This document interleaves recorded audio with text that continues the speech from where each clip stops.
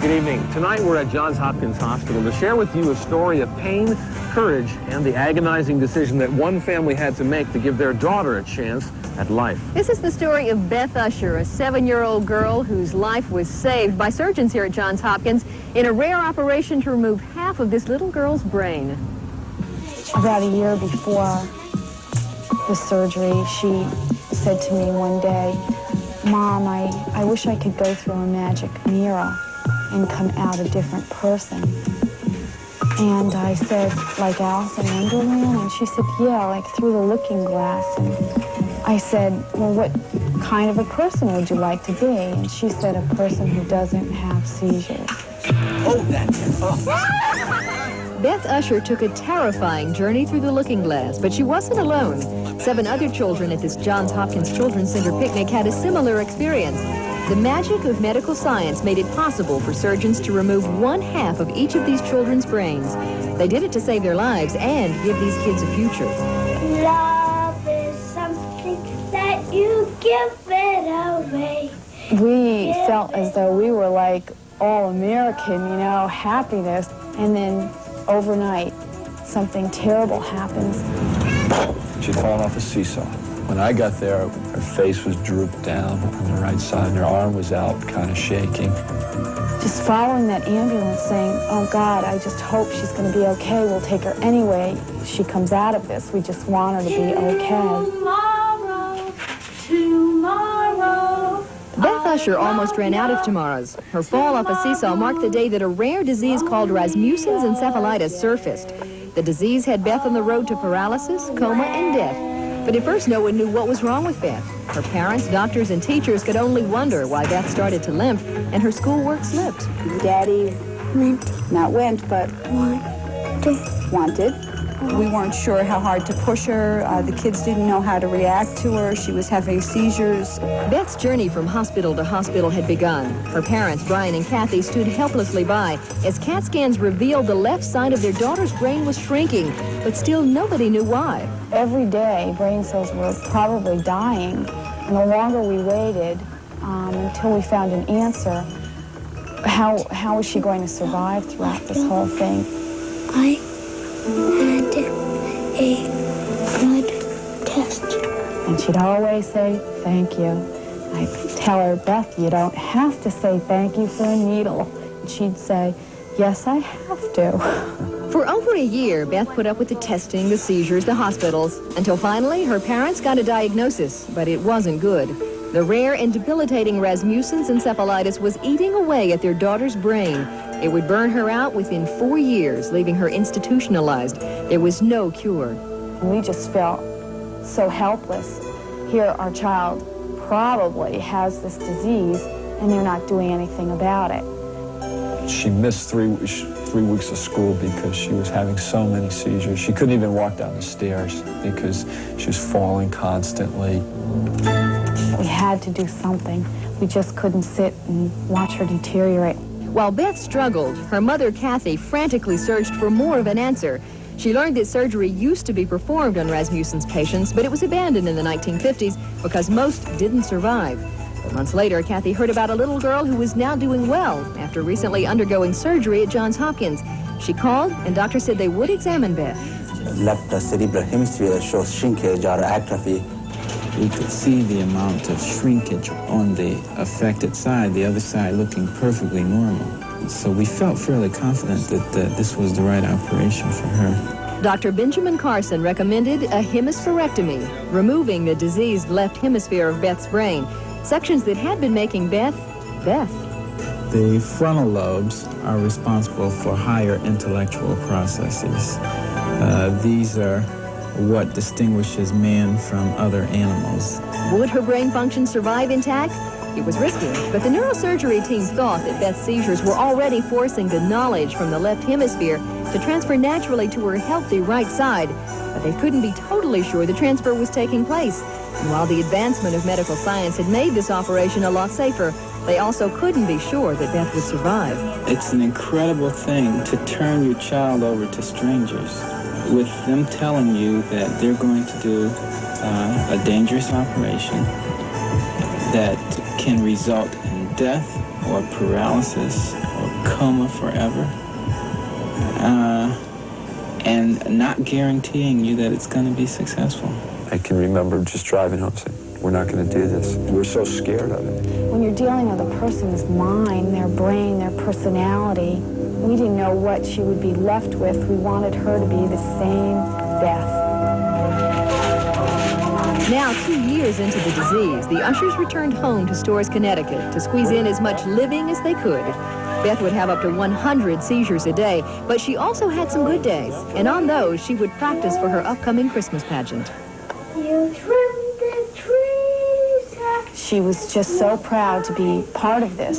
She had waited and waited. It was towards the end, and they started to play the music to O Tannenbaum, and just as she opened her mouth to sing the first note, she went into a really bad seizure.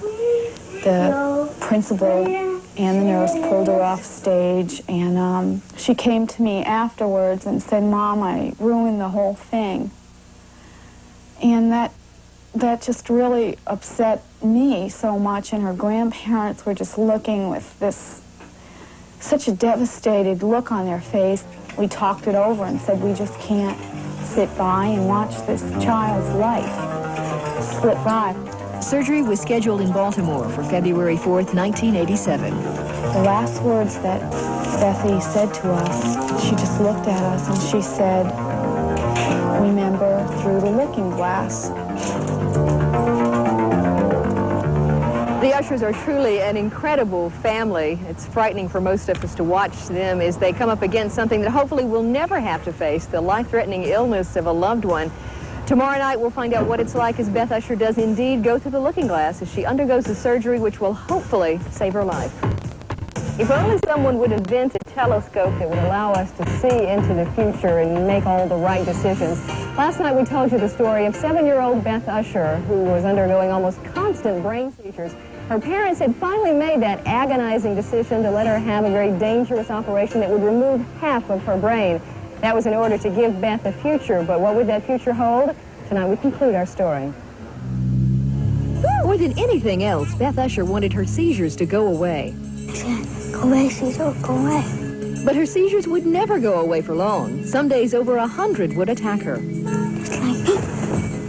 And I get dizzy. Seizures caused by the extremely rare Rasmussen's encephalitis was destroying Beth's life. What are we doing as parents? We're watching her deteriorate. For 2.5 years, Kathy and Brian Usher couldn't do anything but search for an answer, which they finally found at Johns Hopkins Hospital in Baltimore. Doctors proposed radical brain surgery called Hemispherectomy. It could save their child's life. Once we've completed it, we've removed that much of the brain. Dr. Benjamin Carson and the pediatric neurosurgery team were going to take out the left half of Beth Usher's brain. They thought she could survive the operation and hopefully have her brain functions intact with her knowledge from the diseased portion already safely stored on her healthy right side. The key is then to gain control of the arteries. The operation would be delicate and risky. Failure could mean permanent paralysis, coma, or death. And what you're left with is this whole cavity here. I think Beth was very courageous and brave. The second grade class at Northwest Elementary and almost the whole town of Storrs, Connecticut was pulling for Beth on February 4th, 1987. She was very scared. She even said a couple times, she said she was afraid she was going to die. Beth didn't want to live with the seizures either, and the whole family had agonized over the decision that had brought them to Johns Hopkins. Now all the Ushers could do was hope as they awaited word from the operating room. The brain tissue that we removed looked extremely diseased. It felt sort of like there were little peas or bits of gravel under the surface of the brain. At that point, we said we really made the right decision. The operation went on for 12 hours as surgeons meticulously cut away the disease, leaving Beth with an empty cavity. Finally over, the Ushers were told that the surgery had gone well. We just were ecstatic. We thought, wow, she made it. You know, this is great. And that night... And then shortly after that, she became unresponsive and went into a coma. An emergency CAT scan revealed brain stem swelling. Dr. Carson's team was concerned. She was deep in the woods, and getting deeper. We were hugging each other and crying and just saying, what did we do? What's going to happen to her now? Is she going to be a vegetable for the rest of her life? I felt mad because I didn't want her to leave her classroom. Each day, Beth's school got a status report, and each day the doctors registered her swelling going down. Dr. Carson thought she would wake up, but the Ushers could only see their little girl as she once was, and the machines keeping her alive. You could see it on their faces, you know, they were torturing themselves. I was praying, I said, gee, I hope she comes out of this quickly, because I don't know how much more of this they can take. I was just really scared, and I didn't know if she was going to get better. I really believed that she was, but I wasn't sure. There was a little chapel in the hospital that I went to, and I would go in there and pray for her. Then Brian Usher Jr. would go upstairs, hop in bed with his sister, and talk to her. I'd tell her that she's the best sister in the world. And He'd be waiting for her to come out of the coma, but days turned into weeks, and then a month passed when something startling happened. And all of a sudden I heard her go, Dad. I jumped out of my cot. I said, Bethy, what's the matter? And she goes, my nose itches me, you know. And I said, oh, God. And I jumped into bed, and she wouldn't talk after that. But it was like she could understand me. we had ants in our pants, and we were so happy to Everyone was excited as Beth rapidly progressed. Upon waking, she began to answer the one remaining question surrounding the surgery. And before the school year was out, Beth was determined to answer in person. What does it mean, that made my day? Has anything ever made your day? What? Just being with my family. Just being with your family? That always makes your day, huh? She's far exceeded our expectations. She has the same personality. She's still Bethy. She has come back with all the skills that she left with academically. I suppose. Great attach. Yeah. Beth still faces months and perhaps years of therapy. And while she'll probably have a slight physical handicap, her future is now hers to make. Was it worth the operation in the coma? Worth it. It was worth it to pass, like Alice in Wonderland, through the looking glass. Beth and 7 other hemispherectomy patients have emerged seizure-free. They are now the people they wanted to be. You get to see all these children who have gone through this horrifying experience, and they're functioning, happy. To see the look on their parents' faces tells a story in itself.